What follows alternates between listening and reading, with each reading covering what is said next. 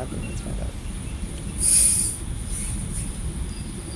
So I can actually check the live stream. So yeah, just to check whether the live stream is doing its thing. It says live stream is offline. That's not great. I see it, So I but can it's actually in the check the wrong. live stream. So yeah, just to check whether the live stream is doing its thing. It says live stream is There's offline. a delay.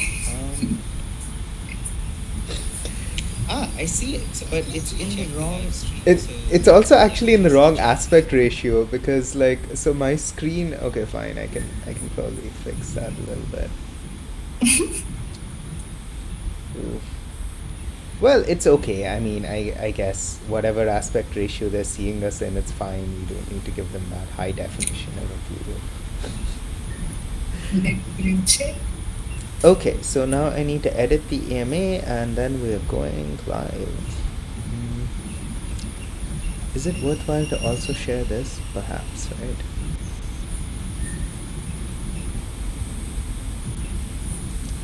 Cool. So now presumably I don't know if Anita will be joining us, but that's okay. That's all right.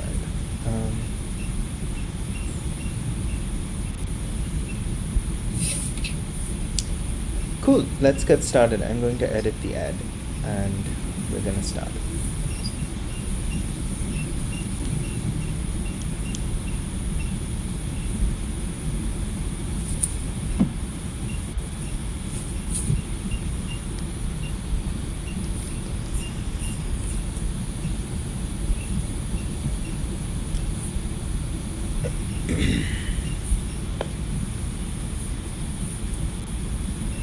So, Savindi, would it help you if I shared my screen as well, or do you also have the ad open?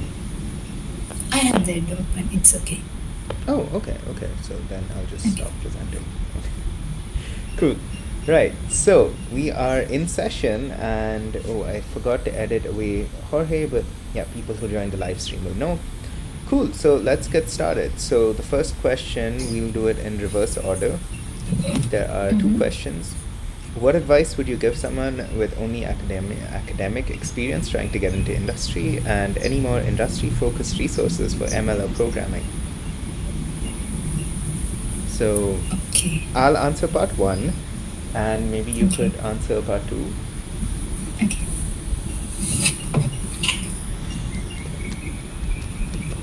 So what are your thoughts on this? Like maybe we could also just discuss it for people watching the live stream if there's anyone.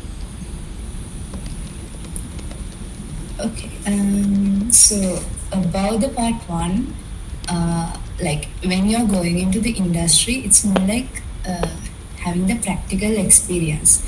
So if you have like some projects done in your CV, then that would be an added advantage other than the academia. But of course, having a good final year research in university or having good research published, that will of course help. And that project part is actually a plus point for the CV when you're going into the industry.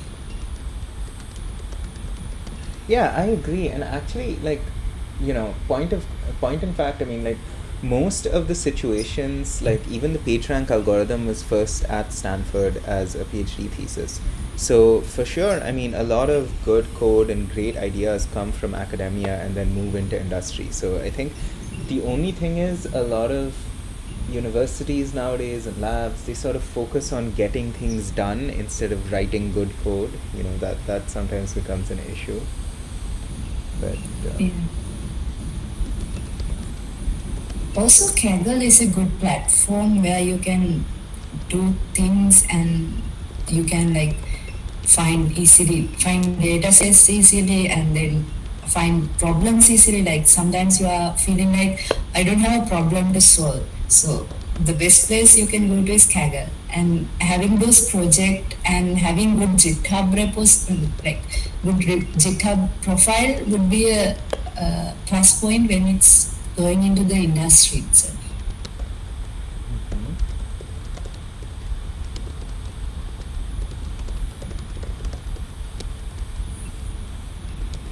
Industry focused resources.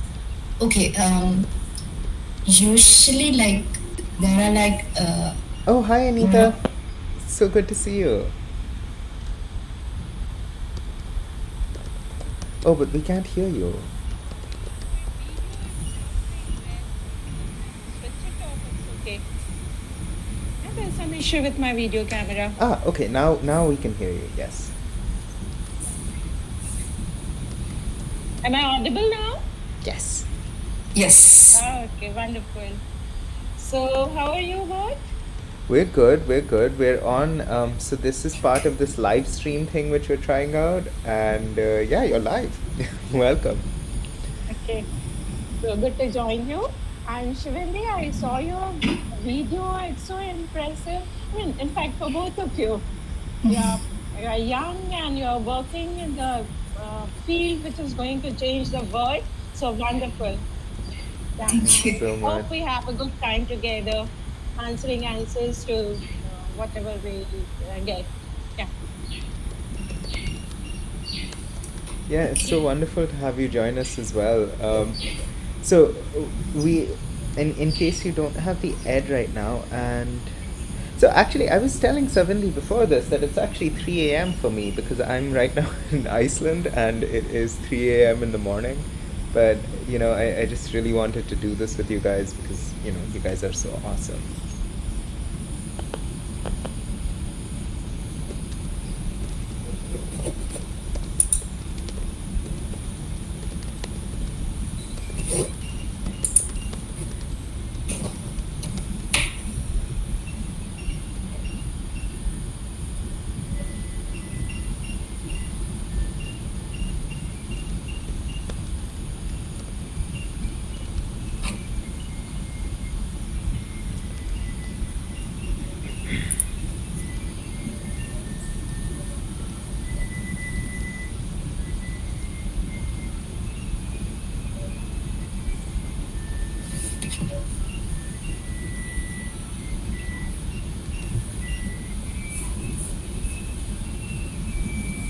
So, Anita, also we were just discussing the first question which we have from Greg and about how academic experiences can actually be useful if you're looking for a position, especially in machine learning and other places as well.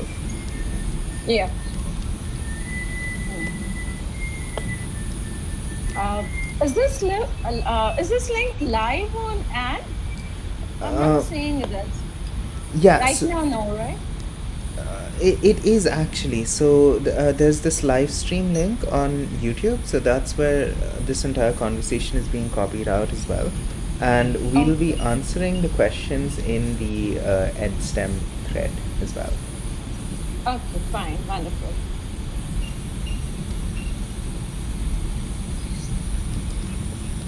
So yes, you were saying something about question one, which Greg asked. Advice with only academic experience trying to get into industry. Okay.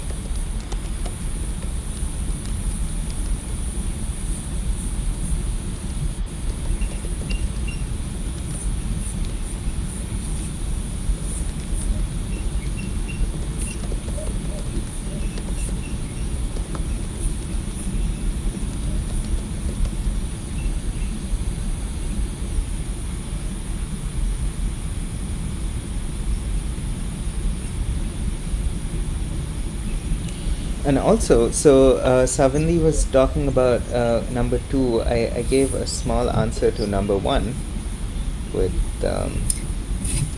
Yeah. So what I was telling is like there was like no like very like standard set of certifications in machine learning and deep learning as far as I know, but there are resources like the one that AWS having for the nano degree one, those kind of things like with the partnered company is kind of add value to it.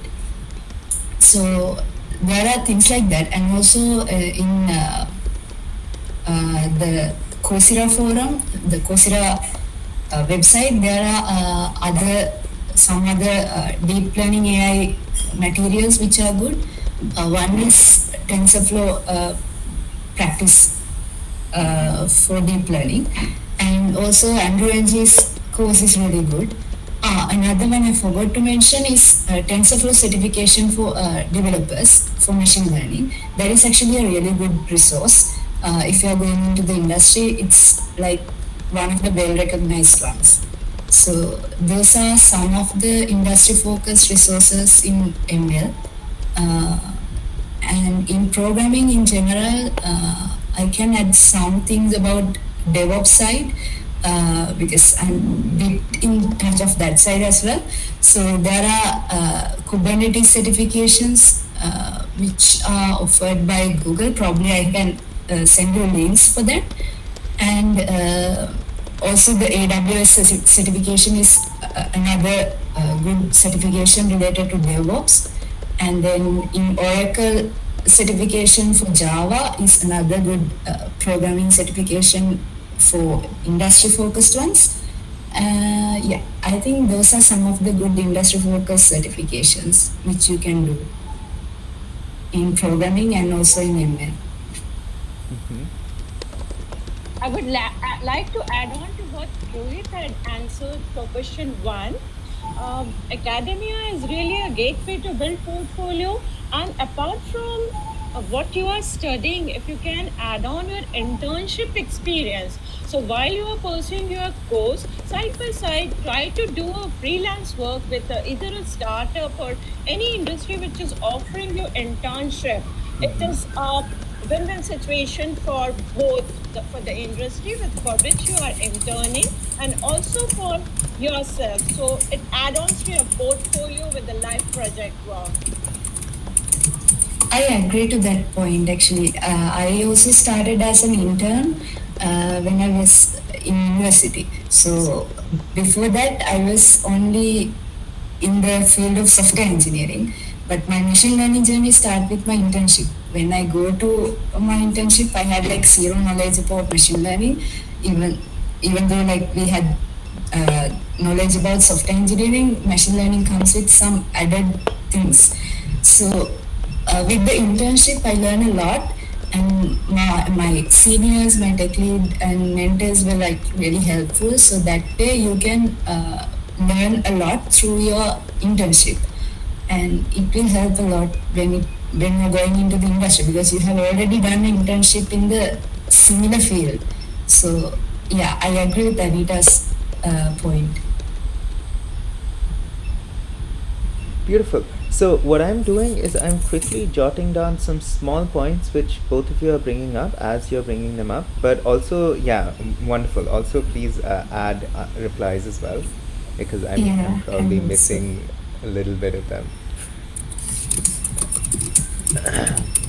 So there's this very interesting question from Stephanie about how we're using machine learning right now. And that is such a nuanced question, because especially in the sciences right now, everybody wants to do machine learning. And this is not always a good idea, right? Because function fits data is hardly breaking news, right? We've been doing this forever. There's linear regression. It's been in accountancy and finances for so many years. It's how banks decide whether to give you credit or not. And so really, there's a lot of hype, and sometimes it is very difficult to deal with. So I work in the physical sciences, right? Doing ab initio studies of like quantum chemistry and these sort of things. And it's always very funny when you see someone fit a linear model to a quantum mechanical system, which, as we know, is actually a discrete system. That's the basis. So oftentimes people will ignore basic science just to get numerical accuracy. But then, so you see these situations where you have these models, right? Predicting a function of 3 variables with 500 data points. And the question is, you really don't need that much data, right? I mean, how are you fitting 3 data points with 500 training sets? I mean, that's just... So yeah, I mean, it is in use for sure, on the other hand, because you can do extrapolations. But yeah, I mean, I would think it's also a lot more nuanced. What do you guys think? Like, how is machine learning affecting you guys right now?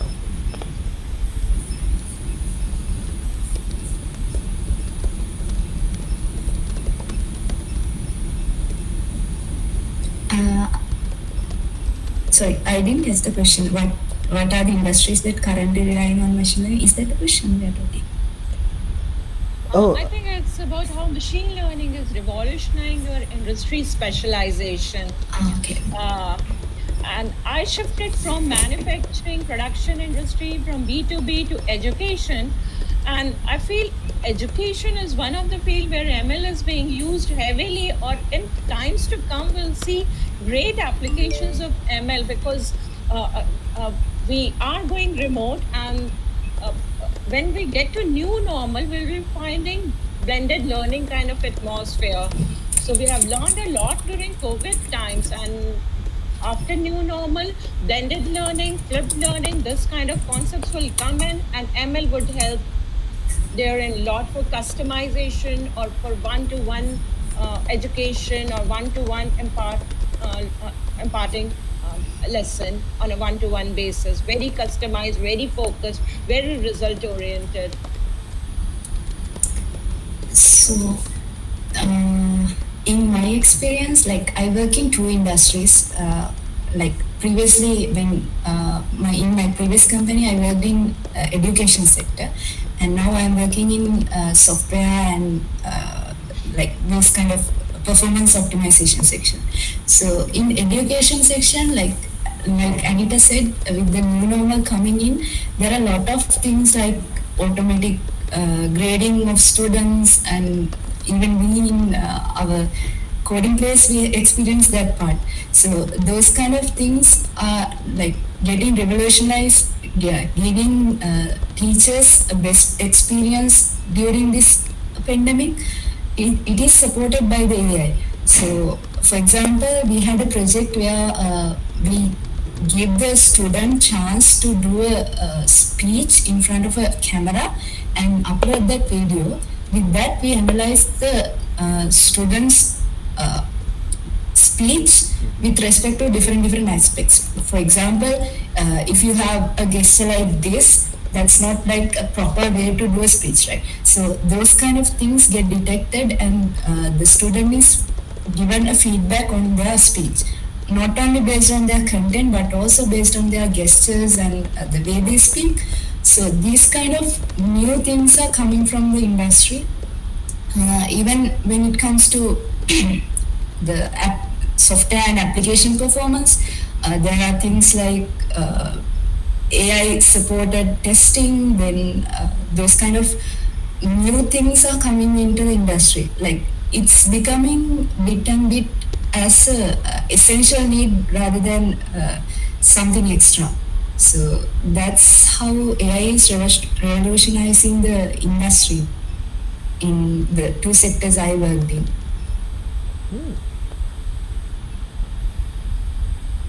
Yeah, that sounds really interesting. I mean, I also feel like that ties into the whole way communication is something which, you know, even machines are clearly doing better than a lot of people, right?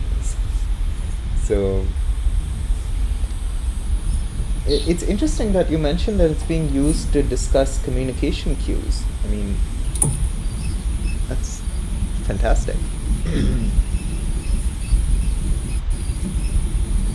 Shall I answer the write the answers later on, because it's hard to concentrate on both sides.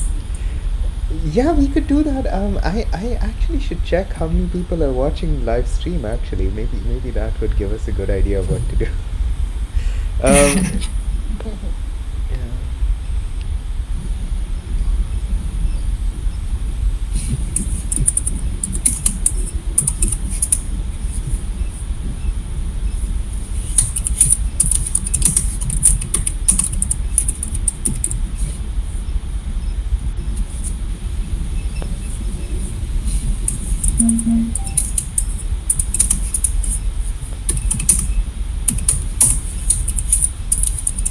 Wow, I can't figure this out.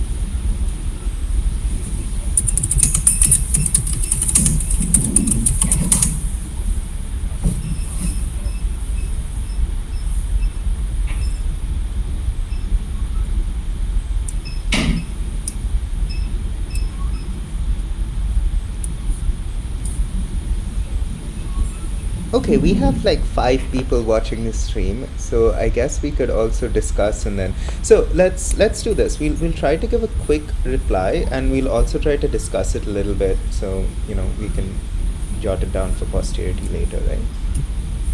Okay. There's one great question by Raven. Is it possible to land an ML role with just Kaggle and projects? Most of the entry-level roles that I come across requires 3 to 4 years experience. Rohit, I would like to add on to this. You have answered this. No, we didn't go to that one. Oh no, I just wrote a very quick line. Yeah, please feel free to we should all be answering these and we should also discuss them because they're all great questions and yeah.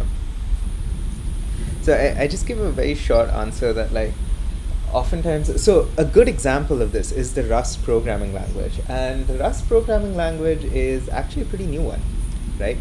And it was funny because there was this time, I think 2017, 18, I can't remember the right date, when hiring managers were asking for 5 years of Rust, and Rust was not 5 years old. So even the language developers did not have 5 years of experience. Now, the takeaway I is, saw that.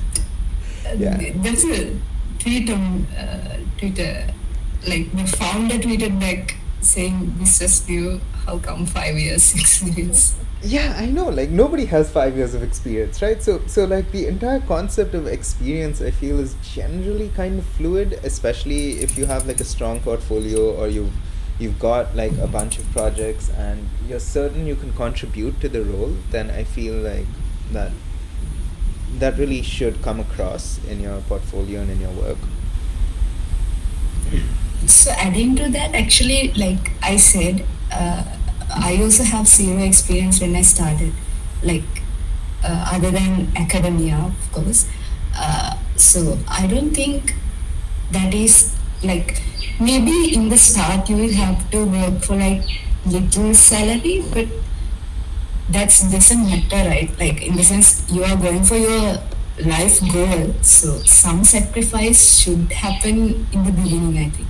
So maybe like even though the job is not like paying much, maybe you can take it because it will help you later on.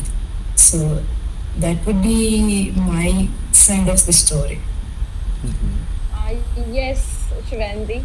And apart from this, while you are into academia, like if let's say if it's 2 years course or 3 years of graduation, from very beginning, if you are very sure that you want to land up into a particular field, you can start your freelancing work right from there. So in 3 years or 2 years time, you will have a strong portfolio.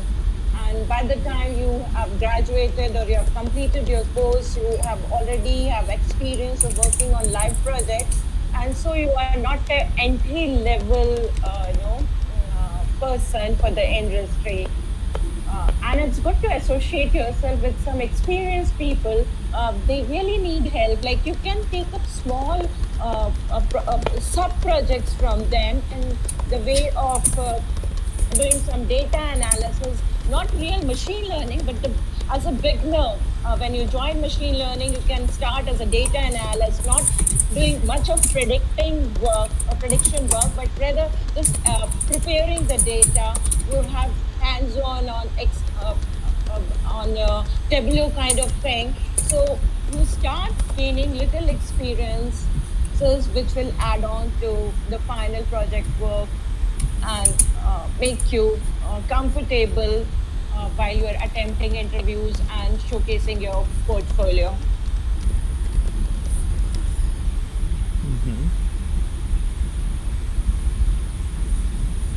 Yes, actually, like it was like repeatedly said to us during our university time, like do project, take like help from pass out batches, and they work in the industry, so they have they get projects like compared to the university students, the people who are working in the industry get projects, right? But they don't have the time. So it's good to keep in touch with your senior pass out batches and like ask them whether they have some industry projects which they don't have time to do and they are rejecting. So we can take those and do and get the experience. So that would be a good addition to your CV. Mm-hmm.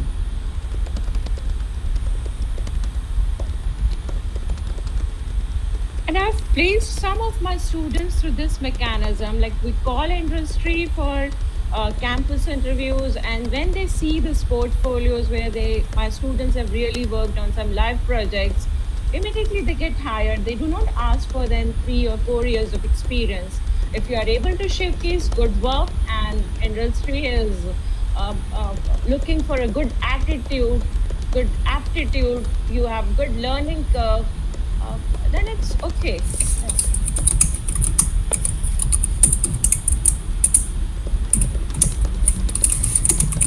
So there's one question saying, is machine learning being used in film or movie industry? Maybe company like Pixar and Disney. Yes, of course, it's being used. So one incident I will tell. So there are comedy shows, right? So there were I think it was Pixar. I'm not sure which company, but what they did is actually they showed the movie to a larger audience and get their consent to video them. So with that, what they do is analyze the facial expressions of the people and finding out what sort of places they felt like laughing. So they are analyzing what sort of jokes that people are like. So those kind of things are one. I gave a one experience, one incident where the movie industry used machine learning, but I think there are more. So this is one I come across while reading.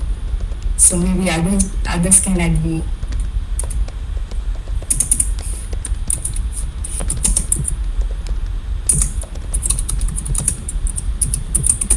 Well, I mean, so I know it actually, so this brings me to a kind of interesting point, which is what would you consider to be machine learning? Because if you consider machine learning to start from linear algebra, right, if you consider it to start from the singular value decomposition and just maybe just starting right there and talking about eigenvalues and PCA and the discriminant analysis, then of course, I mean, that is ray tracing and optics, right? That's how you do computer graphics. And from there, so once again, like depending on what you consider to be machine learning, if you want to talk about differential geometry, right? So how do you define textures and spheres and all of these things, right? Computational geometry. A lot of that has to do with optimization routines like gradient descent.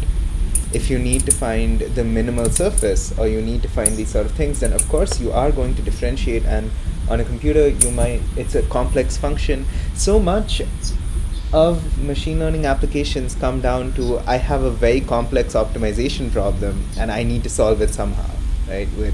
And I have a lot of data, maybe, that's the RL side, like reinforcement learning side. But yeah, I mean, I think nowadays machine learning is also ill-defined, right? I mean, what do you guys think? Where would you draw the line? Actually, the term machine learning, AI, and deep learning, all those things are being used interchangeably. I also think it's ill-defined, but drawing a clear line between also the term data science. So, but even drawing a clear line between what it is kind of hard, because when even though you draw the line, others might not. So I don't know, that's my opinion. It doesn't matter what the word we use, but where the line we draw, since it's being used interchangeably and since the application domains are really large, we can't really grasp what it exactly is. But in general terms, it's kind of like computational mathematics and computers together solving some problem. That's what I feel it's like. There is a beautiful article on Keddy Nuggets where they have very clearly explained what a data architect, data analyst, or data engineer, data scientist, or machine learning engineer is. So I'm just trying to share this link with you all. And uh, so yeah, machine learning, this definition is not very clear, but when you are into designing and implementing of data storage, when you are into predictive analysis, when you can model your data to extract insights, and then you are building and implementing production systems, then only it's pure machine learning. Otherwise, it's somewhere if you miss on any of these, then you are just dealing with the data. You are data architect or just the analyst. So machine learning is more of implementing and building production systems with the models that your data engineers have designed. But in most of the startups, I think a person with AI experience or AI portfolio does a mixed job. Is he or she is all in one kind of thing. And in the team, everyone is data architect, everyone is data analyst, and everyone is machine learning engineer. So I think with time, this demarcation would come. The niche areas would gain their roles, and slowly people will build up on their skills and find their own areas to work on. To add into that, like, so my job role is actually machine learning engineer, but what I do is not only limited to research part or building model part. So what I have to do is, like, in general terms, uh, we have to build a model to solve our problem. Then we have to expose it to as a web service, and then we have to write test cases for that. Then there's like we work in like larger scale product, so we have to integrate that our component with that larger scale product, and then there are integration tests, and then there is deployment aspects, security aspect. Then since our company is adhering to different policies, we have to consider that part, then legal aspect. So there are a lot of things coming into place when you are working in the industry, not only building a model. So you have to have that, especially the DevOps knowledge is really important when you're going into industry. Because like Anita said, the role is like not strictly defined, this is what you have to do. Like there's no such thing. Sometimes you have to do other things also when you're a machine learning engineer. Yeah, wearing multiple hats at the same time. Sometimes you are a cyber analyst, sometimes you're a data engineer, and yeah.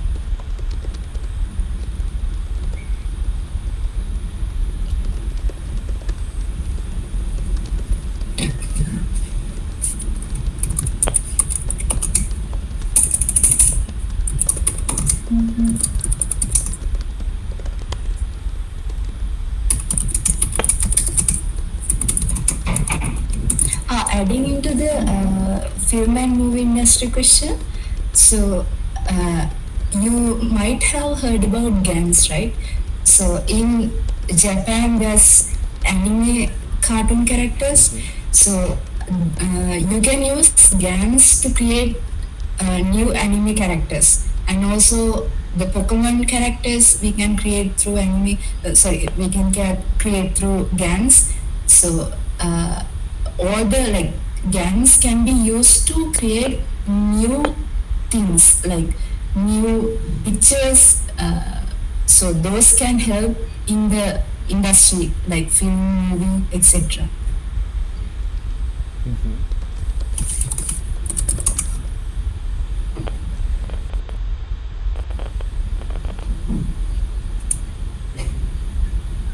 Yeah, for sure. I mean, I think StyleGAN and like these sort of generative models have a lot of applicability in, you know, in these sort of artistic situations. But I'm not sure if we're at, and of course there are deepfakes. Ooh, I completely forgot about that, right? I mean, deepfakes and Yeah. deepfake videos, like these are all applications for sure in the animation thing.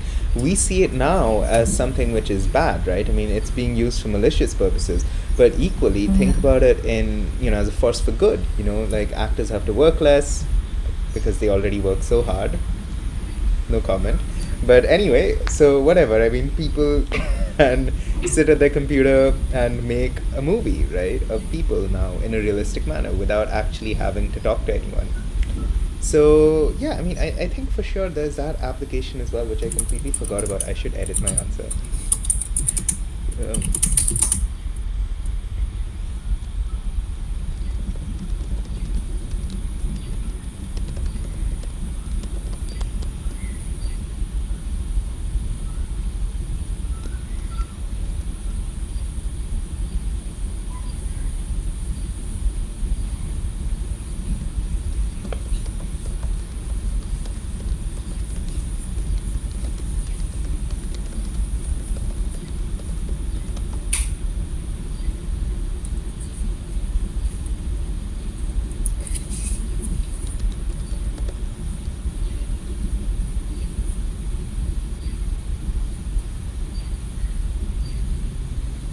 What are the industries that currently rely on machine learning the most, and what industries do you predict will soon adopt machine learning? This is like a huge question. Like, there are a lot of application domains in machine learning, starting from medical, then education, and movie industry. Like, it's like almost all the industries can be benefited from machine learning, given that we have enough data on different aspects.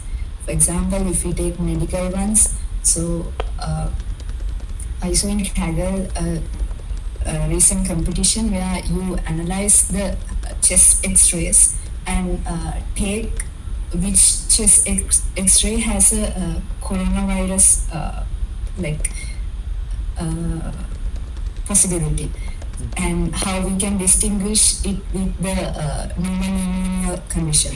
So those kind of medical applications are there, and there is other things like, for example, in medical sector there is this EMRs. So how doctors, like, for example, when doctor says some prescription or write down some prescription, how we can analyze it and extract the text on it and put into a EMR directly. So those kind of areas are being researched. Even in agriculture, there are a lot of researchers, and we talk about education prior. So it's like almost every industry can be benefited from AI. So it's not limited to any industry. It's like AI is like a common way on top of every industry. yeah. Yeah, I think that's a really beautiful way of putting it, right? I mean, you're absolutely right. I mean, so to me, when I define machine learning, it's typically I have too much data, and my data does not follow a distribution. It's not a normal distribution. It's not a binomial distribution. I don't know what it is. It's some data, and I want to do something with it. Then it goes beyond statistics and clearly into machine learning. So in a sense, it's when you don't have an equation, when you don't really know where you're getting at, and you're hoping to model or make sense out of large amounts of data. And it's really like, I don't think you could have had machine learning 50 years ago because it wouldn't make sense. Because we still can't think in terms of these high dimensional spaces, like not properly, and maybe not ever, you know. Like that's why we have things like TSNE, right? The manifold methods, the smooth manifold methods, which are all about visualizing high dimensional spaces and all of these things, right?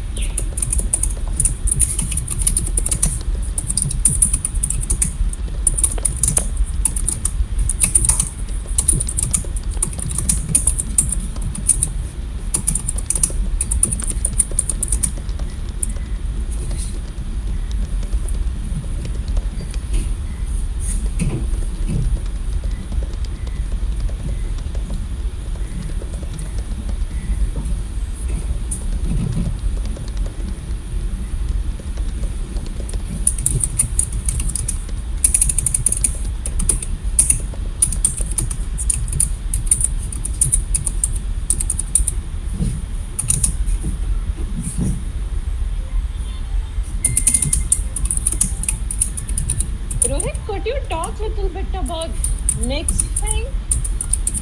Yes. Akshay So has a question. actually, I am giving well, it's a section leader workshop. That's tomorrow. Actually, I'm giving it twice on the Nix expression language. So Nix is actually three things put together, and it solves this beautiful problem. I will. Yeah, I know. I had a silent recording of last year. So last year also I gave a talk on this. So it comes from a very simple problem, right? So if I do some code, right, and then I give it to you or someone else, they run it and they're like, it didn't run on my computer, right? And why does that happen? Then we say, have you installed the right libraries? Have you installed the right packages? But it goes deeper than that. There are system dependencies. There are Python versions, and after Python versions, there are also like, if you're doing a numerical library, then you might need LAPACK or BLAST. These are written in Fortran. Those versions also matter. There's a lot of dependency management, right? And the industry, there's a whole industry on this. There's the DevOps industry, right, where people say, okay, I like to use Docker containers, I like to use Kubernetes clusters, these cloud computing resources. But Nix is a very interesting story. So Nix started out as someone's master's thesis and then a PhD thesis in 2004 and 2010, I believe. And what they were talking about is how can you get a reproducible environment in a manner which is declarative and reusable, right? And in doing so, it forms three core things. One is it's a separate language altogether. You need to learn this language. It's a functional language. Similar, it looks kind of similar. Okay, well, maybe I can actually share, yeah, since we're doing the screen share, I might as well share a little, small little thing about that. Let's see.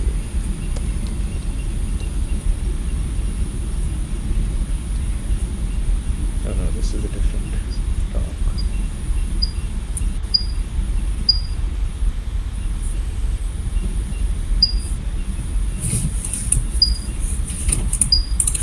Oh yeah, actually I gave one on PyCon last year, which is very close to this, PyCon India, on using Nix for reproducibility in Python. So yeah, that is fun. So, the basic problem is that when you do packaging with Python, right, then you hope that if I do a pip install, then I'll get everything. But then there are all of these other problems which come up, and then the solution basically is Nix. And it works because it forms this structure. First of all, it takes away from the user the ability to choose where they're going to install things. It's like, no, you will install things in this manner, in this set of...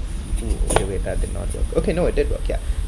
So it automatically installs based on these unique hashes, and then furthermore, it provides to the user, so the diagram is meant to be read from left to right.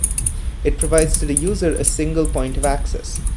And in doing so, it is reliable, reproducible, and it does these things by adding store hash name version.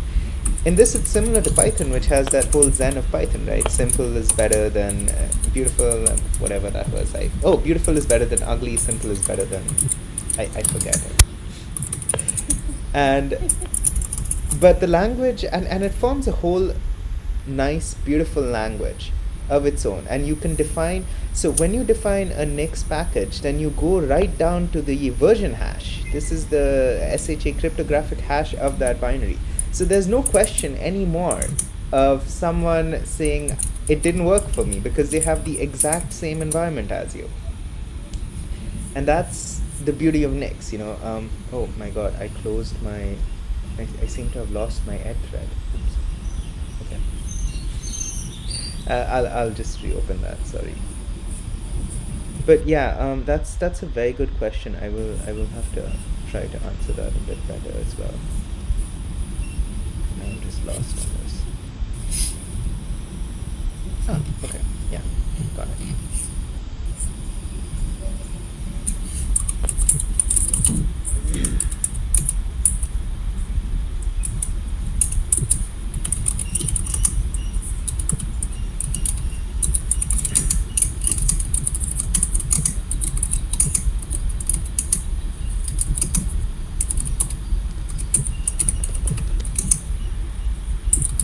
Why is this?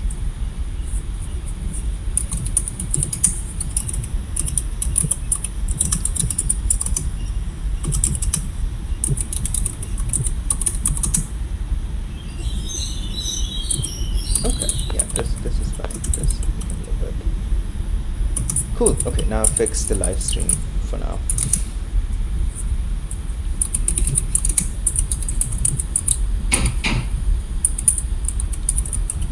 Oops.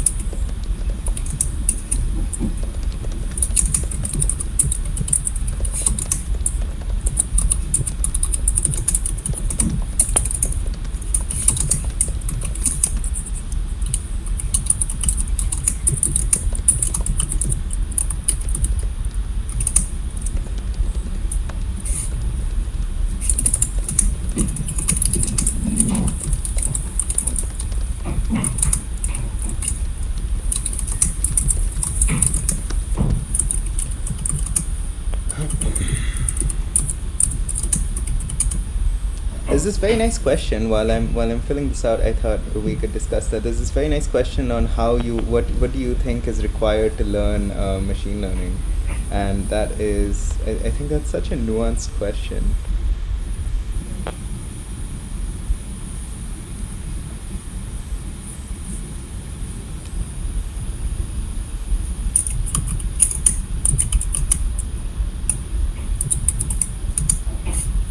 So, what are your favorite resources for that, Anita and Savindi?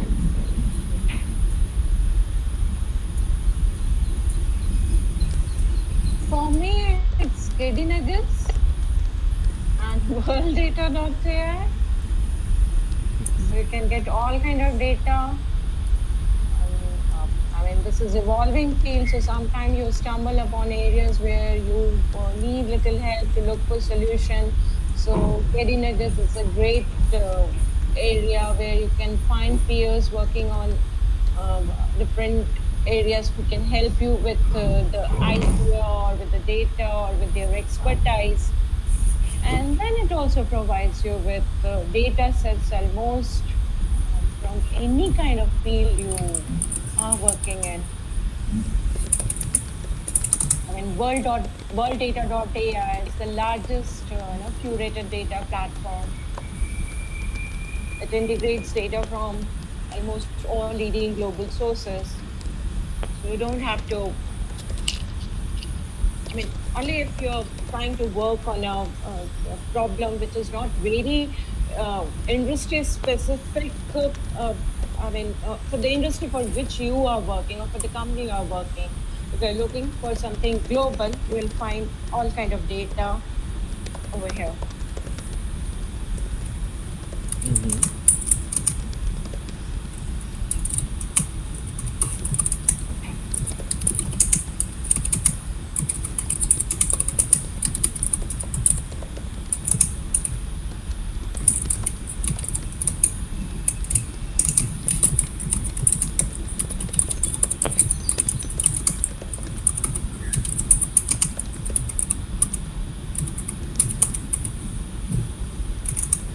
I would like to suggest Kaggle actually, adding to what Anita told.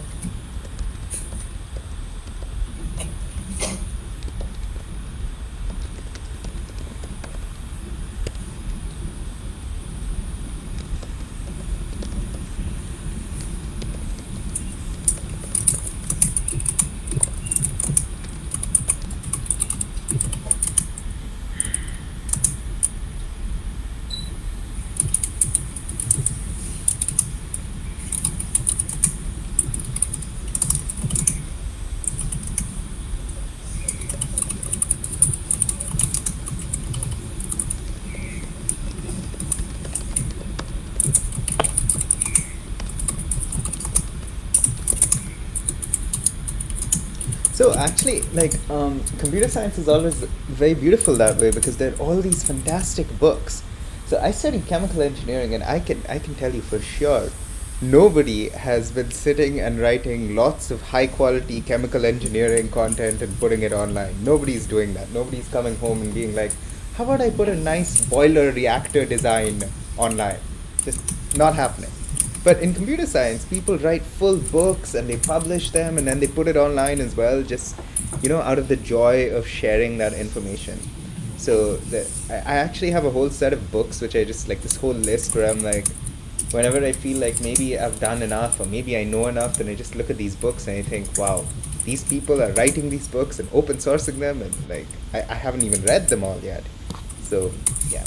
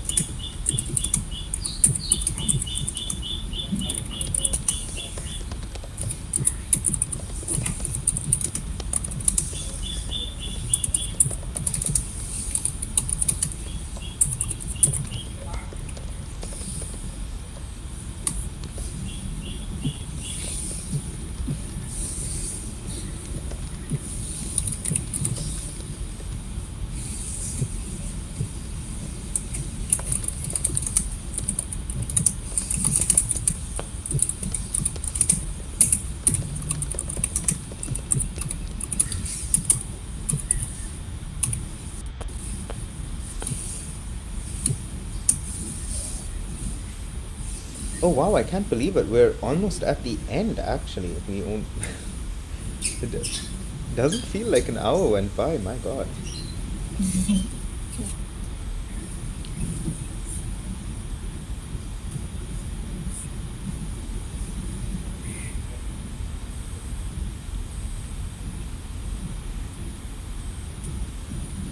Like you have been working with as an ML engineer in industry. So what do you think one of the essential skills to have um, to prove yourself as a successful ML engineer?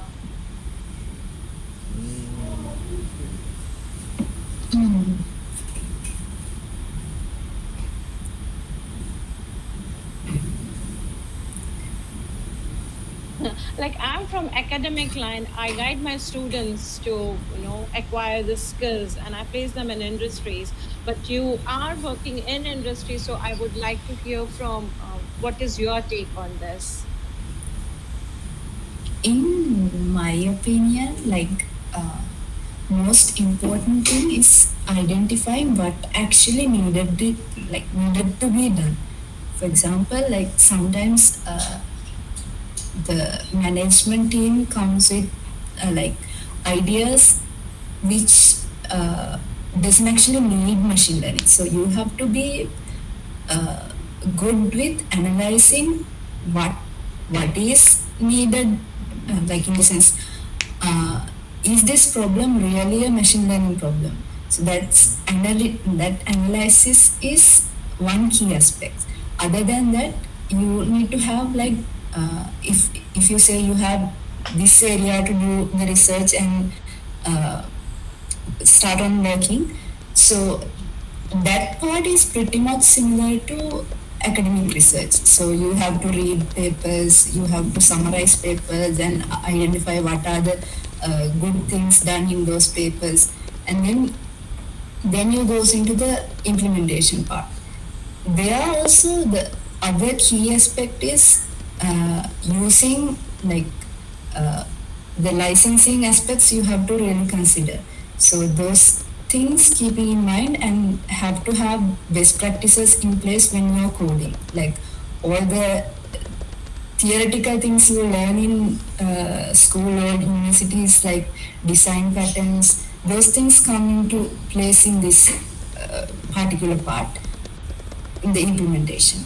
So it is, the first part of the journey is pretty much similar to academic research. But the latter part is where the industry experience differ from the academic research. Like in academic research, we usually do a model and publish a paper, and after that, usually there's no part as of deploying, testing like that. So that's the difference I see in machine learning industry. And answering what are the key skills, key skills will be your software engineering knowledge, like best practices and all the theoretical parts, and of course having good understanding about what machine learning can do and cannot do. So that part is also very important. In fact, I think this is one of the most important aspect to understand. We have the solution, we have the skills to develop solution, but we have to find the right question where these solutions are applicable. We cannot fit everything everywhere. Yeah. So that was brilliant on your part.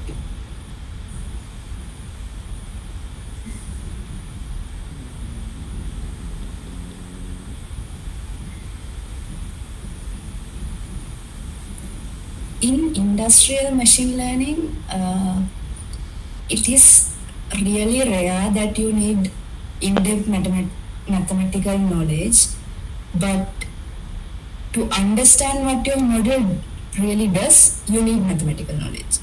So in practical scenario, when you develop the model, uh, you usually don't code the layers by hand. So what you usually do is using a Keras kind of high-level API.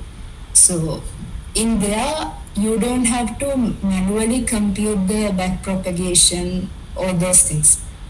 Unless the question is like really specific to the uh, particular industry and there is no existing model there, then you will have to like maybe the normal uh, like RNNs or normal CNN, no, those normal models are not performing well on your data, and you need to change the logic of loss function or logic of the optimization or logic of the maybe uh, some convolution.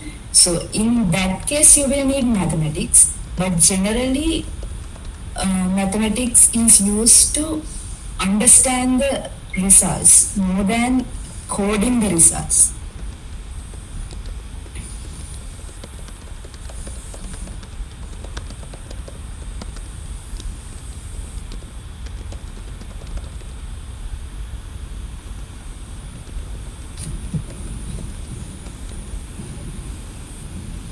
I fully agree with you, Shivandi. I'm sorry, I'm not pronouncing your name, I think correctly. It's Shavindi, right? Savindi, it's Okay. Um, yeah, because when we started designing, curriculum for machine learning, we included statistics in the initial phase. But later on, we realized we don't have to really focus on the formulas. It has to do more with the understanding of the concept, what to apply where, when, and what is the best thing, which regression is best for a particular scenario. And you get this with little experience once you start coding, once you start working on small pieces of problems.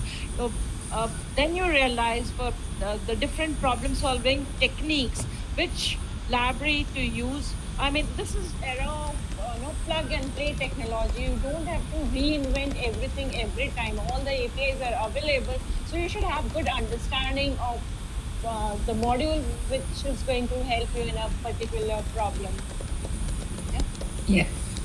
Basically, figure outing which algorithm or which model uh, will do you the best, and maybe also like some theoretical aspect, like let's say uh, you have time series and you know about statistical models that can do time series prediction, but then you think about the time series as a sequence and you think about, okay, then RNN also can be applied in here.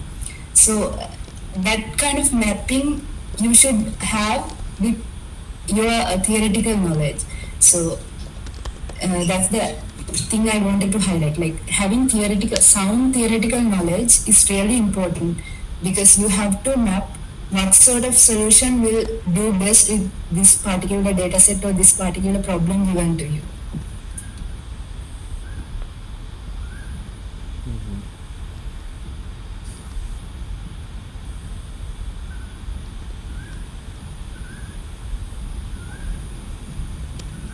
So Rohit, it was great time. Shavindi, great time with both of you. I think we are almost done with most of the questions.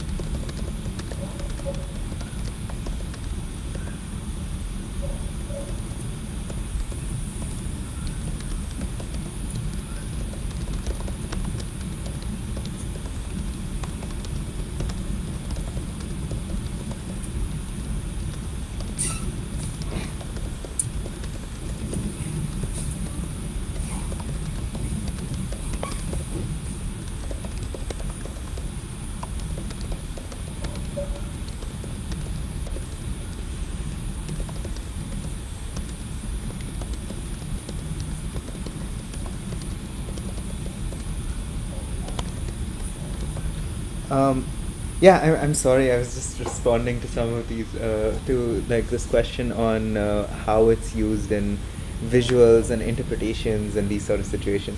And I think you're absolutely right. Like, I think being able to apply things effectively is the first step. I'm always very much for people gaining a hands-on understanding of what they're doing. And because first of all, it motivates them better. It's like probability, right? I mean, sure, if I walk into a room and I'm like, probability comes from set theory, and you can, form a disjoint set of things, and then there are all of these axioms and all this stuff. Nobody will care. If I come into a room and flip a coin, people might be more interested, right? I mean, so for sure, and being able to do something well is the first step. If you're not going to be able to use these tools effectively, anything you learn is just going to be a hindrance. It's going to feel like a waste of your time and overall not helping you, right? So yeah, I think that's a fantastic point, that especially when you're starting out, like, the statistics and all of these other things are not that important, right? Perhaps. I'm not saying not to study them, they are important, but what I mean is like, in practical case, more important is having the understanding on how to use your knowledge. Mm-hmm. That's is important. Yeah, absolutely.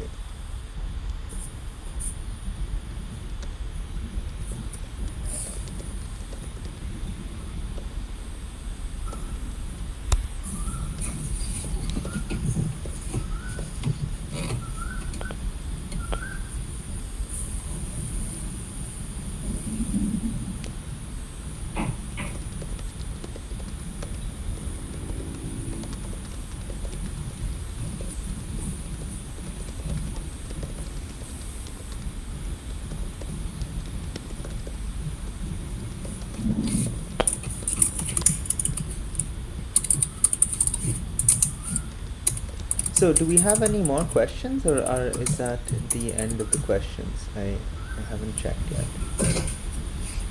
How are we doing?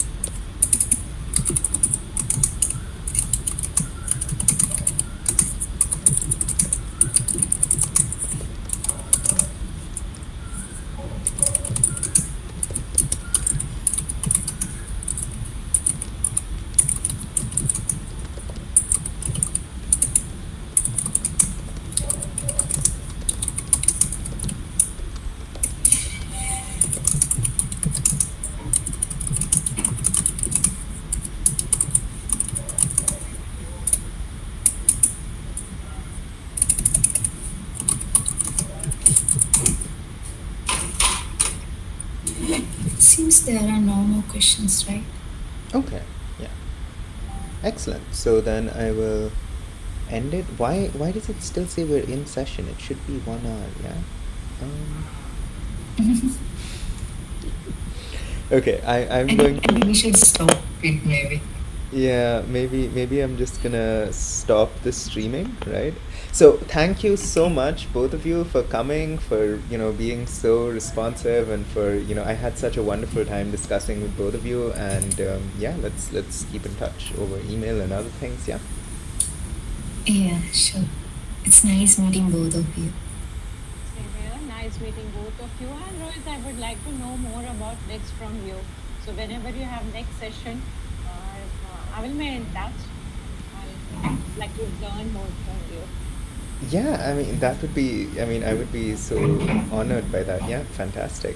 Okay, so with that, I'm going to end the stream. And yes, of course, thank you so much to all our participants, everyone who is watching the live stream, everyone who has asked such fantastic questions. You know, it was amazing.